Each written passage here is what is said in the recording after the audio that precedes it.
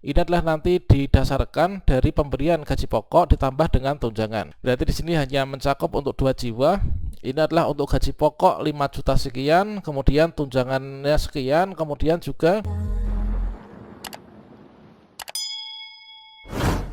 baiklah sobat-sobatnya, baru saja rilis yaitu surat edaran terbaru dari Pan-RB yang mana di sini terkait tentang kebijakan pemberian tunjangan hari raya dan juga gaji ke-13 bagi ASN, pensiunan, penerima pensiun dan juga penerima tunjangan tahun 2023.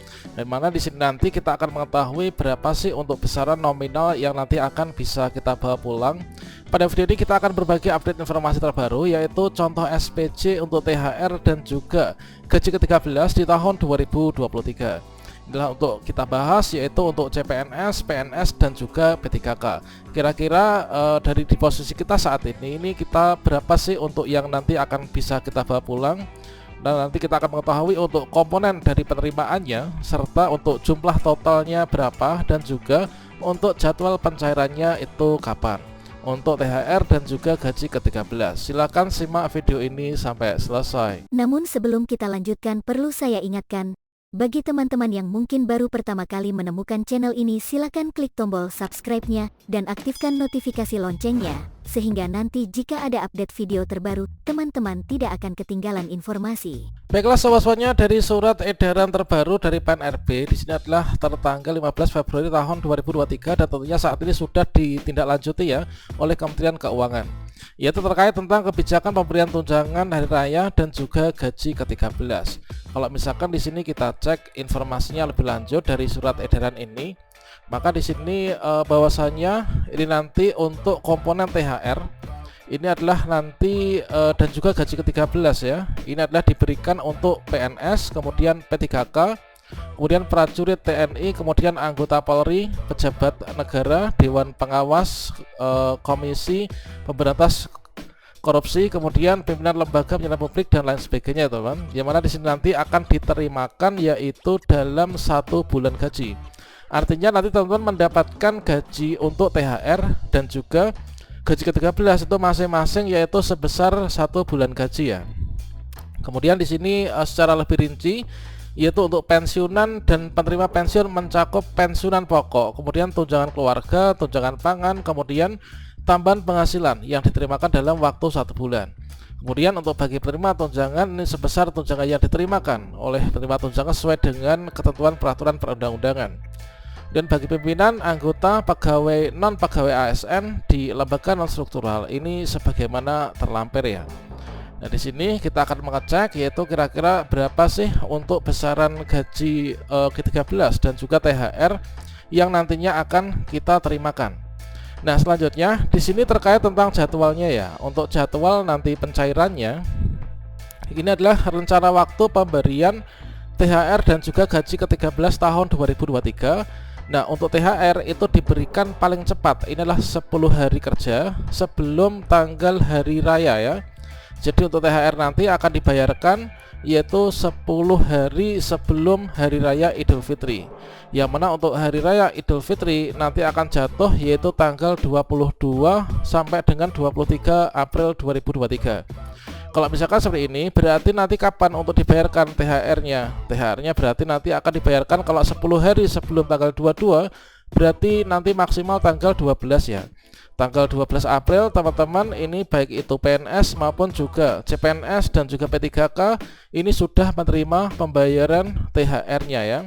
Kemudian untuk yang pembayaran gaji ke-13 ini nanti dibayarkan yaitu pada bulan Juli tahun 2023 teman-teman. Nah selanjutnya untuk penerima THR.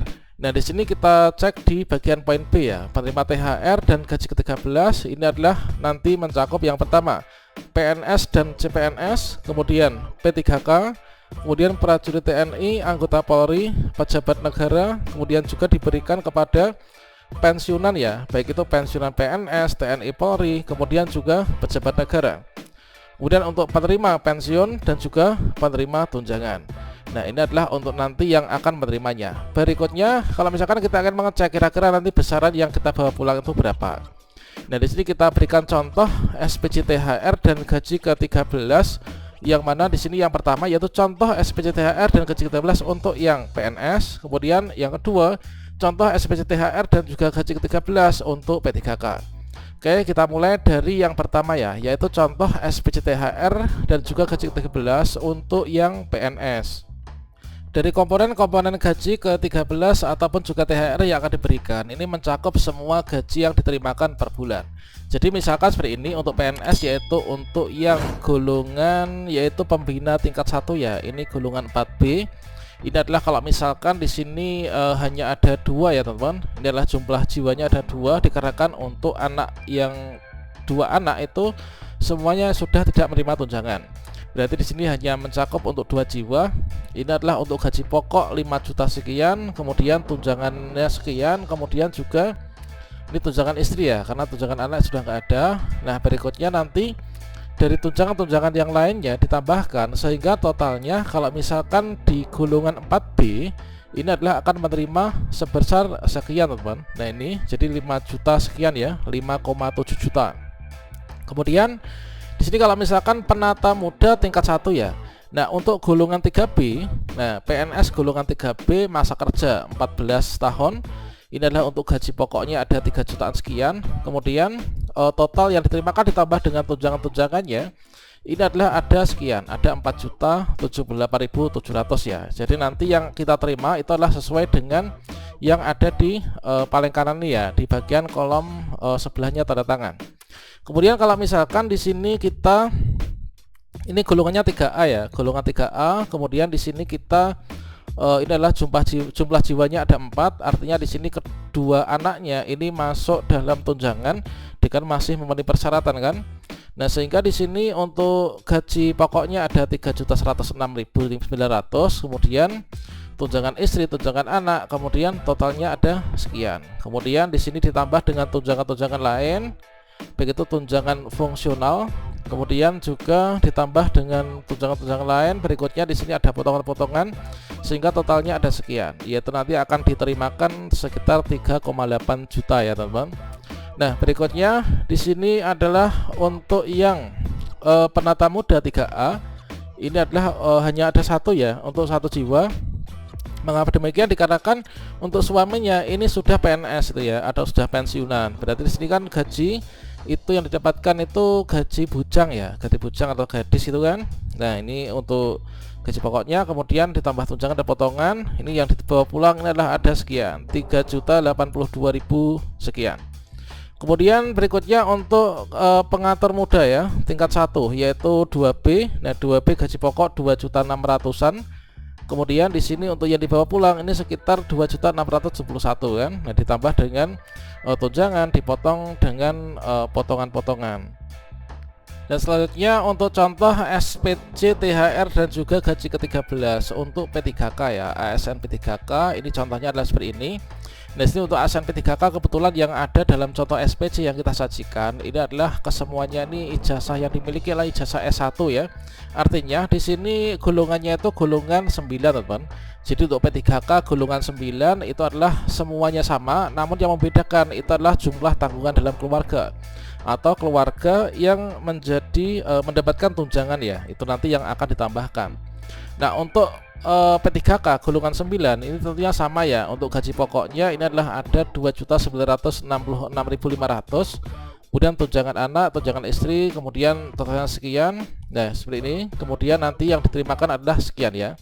Jadi ada 3,6 juta 37.700. Kemudian untuk contoh lain, ini untuk jiwanya 3, ini adalah 3.500.000. Kemudian berikutnya kalau misalkan di sini tunggal ya, ini ada maksudnya di sini untuk suaminya ini sudah PNS itu kan. Jadi tunjangannya sudah ikut kepada suaminya atau istrinya gitu ya. Nah, jadi di sini yang diterimakan adalah 3.9.300. Nah, ini jadi untuk yang menentukan besaran-besarannya ini adalah nanti didasarkan dari pemberian gaji pokok ditambah dengan tunjangan. Yang memperbesar jumlah total penerimaan ini adalah dari tanggungan atau tunjangan yang masuk dalam gajinya, baik itu tunjangan istri, tunjangan suami maupun juga tunjangan anak.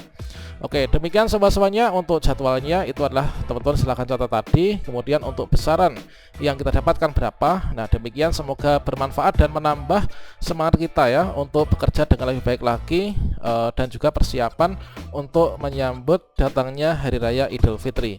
Oke, demikian semoga bermanfaat. Wassalamualaikum warahmatullahi wabarakatuh.